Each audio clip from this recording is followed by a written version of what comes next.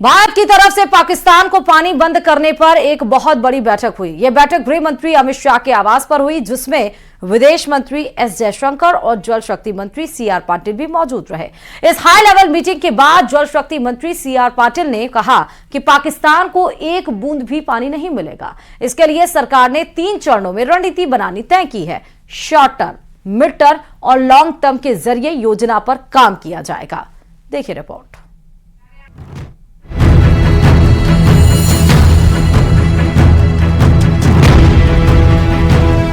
पाकिस्तान में नहीं जाएगा एक बूंद पानी। प्यासा मरने वाला है पाकिस्तान। 3 चरणों की रणनीति से पाकिस्तान होगा पस्त। पाकिस्तान के खिलाफ कड़े कदम उठाते हुए सिंधु जल समझौते को रद्द करने का असर बहुत जल्द ही पाकिस्तान में दिखने वाला है। पहलगाम में आतंकी हमला करना अब पाकिस्तान को बहुत भारी पड़ चुका है। पाकिस्तान के लोग अब बहुत जल्द ही प्यासे मरने वाले हैं, क्योंकि सिंधु जल समझौते को स्थगित करने के फैसले को लागू करने के लिए गृह मंत्री अमित शाह के आवास पर एक हाई लेवल मीटिंग हुई। इस बैठक में विदेश मंत्री एस जयशंकर और जल शक्ति मंत्री सीआर पाटिल भी मौजूद रहे।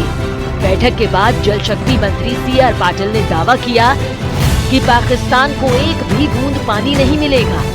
इसके लिए सरकार ने 3 चरणों में रणनीति बनानी तय की है। शॉर्ट टर्म, मिड टर्म और लॉन्ग टर्म। इस दिशा में 3 स्तर की रणनीति से पाकिस्तान को एक बूंद भी पानी नहीं मिलेगा। जल शक्ति मंत्रालय की तरफ से ये सुनिश्चित जरूर किया गया कि पाकिस्तान बांधों की क्षमता बढ़ाने के लिए आधुनिक तकनीक का इस्तेमाल किया जाएगा।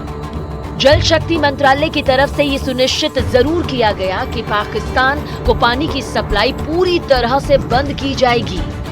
जल्द ही इस योजना को अंतिम रूप दिया जाएगा।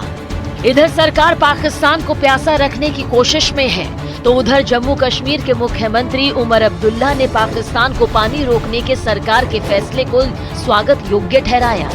उमर अब्दुल्ला ने कहा कि वो और उनकी पार्टी कभी भी सिंधु जल समझौते के पक्ष में नहीं रहे।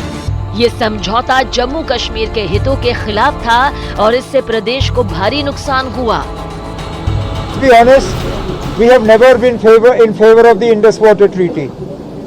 We have always believed that the Indus Water Treaty has been the most unfair document to the people of Jammu and Kashmir. Now what the medium to long term implications of this are, that's something we will have to wait to see. दरअसल भारत और पाकिस्तान के बीच 1960 में हुआ सिंधु जल समझौता अब तक कायम था, जिसमें भारत को 3 पूर्वी नदियों रावी, ब्यास, सतलुज और पाकिस्तान को 3 पश्चिमी नदियों सिंधु, झेलम, चिनाब का उपयोग करने का अधिकार दिया गया था। लेकिन अब हालात बदल चुके हैं और भारत ने पाकिस्तान के खिलाफ जल कूटनीति का सख्त रुख अपनाया है। इसके तहत अब पाकिस्तान जाने वाले पानी को रोका जाएगा, जिसका असर जल्द ही पाकिस्तान वालों को दिखेगा। इंडस वाटर ट्रीटी को सस्पेंड कर दिया गया। इसका मतलब यह है कि जो पानी वहां जाता है 80% इन 3 वेस्टर्न रिवर्स का, जो इंडस, सिंधु जिसको बोलते हैं, और चेनाब और झेलम नदी है, और इन तीनों का वहां जाता है पानी, और उससे उनका एग्रीकल्चर, उनका इलेक्ट्रिसिटी, उनका पानी का सारे रिक्वायरमेंट पूरी होती है। तो इससे नेचुरली है कि ओवर टाइम वहां के लोगों को इससे समस्याएं होंगी, उनकी एग्रीकल्चर पर असर आएगा, क्योंकि 20-22% पाकिस्तान की सारी जीडीपी एग्रीकल्चर से आती है। यानी पाकिस्तान पर जल्द ही मुसीबतों का पहाड़ टूटने वाला है। इधर सिंधु जल समझौते को रद्द करने के बाद सरकार अगली रणनीति पर जुटने वाली है। इसके तहत पाकिस्तान जाने वाले पानी को रोकने के बाद बांधों की क्षमता बढ़ाई जाएगी।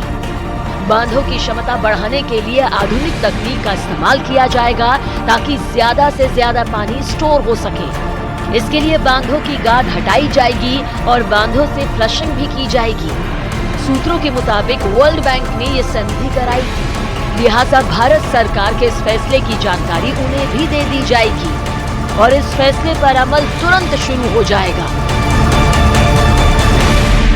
वर्ल्ड बैंक का इसमें बहुत लिमिटेड रोल है। अच्छा। वो तो सिग्नेटरी है उसके साथ, हमारे दोनों के साथ, तो उसका सिर्फ लिमिटेड रोल है। जब डिस्प्यूट रेजोल्यूशन की बात आती है उस समय में उसको या तो न्यूट्रल एक्सपर्ट अपॉइंट करने में उसका कुछ रोल रहता है, और या कोर्ट ऑफ आर्बिट्रेशन, दूसरा जो डिस्प्यूट होता है, ये डिफरेंस होते हैं तो न्यूट्रल एक्सपर्ट्स के पास, और फिर डिस्प्यूट की बात आती है तो हम लोग ये लोग कोर्ट ऑफ आर्बिट्रेशन की बात होती है, तो उसमें एक लिमिटेड रोल है उसको अपॉइंट करने का। हम ये सोच सकते हैं कि हम मेन स्टैम्प पे चिनाब के और मेन स्टैम्प पे हम झेलम के कुछ डैम्स की प्रोविजन, अगर हमें कोई अच्छी साइट मिलती है, फिजिबिलिटी होती है, तो हम बनाएं, और हम स्टोरेज करेंगे तो उसको यूज भी करेंगे पानी को भारत में, और अगर जरूरत पड़ी तो उसकी कुछ हद तक कुछ डायवर्शन की भी फिजिबिलिटीज बहुत पहले देखी गई हैं, उनको दोबारा से एक बार देखना पड़ेगा बहुत अच्छे से। इससे पहले पाकिस्तान को सिंधु जल समझौते को रद्द करने की सूचना वाली चिट्ठी भेज दी गई और पाकिस्तान को ये कहा गया कि उसने इसकी शर्तों का उल्लंघन किया है, इसलिए समझौते को रद्द किया गया है।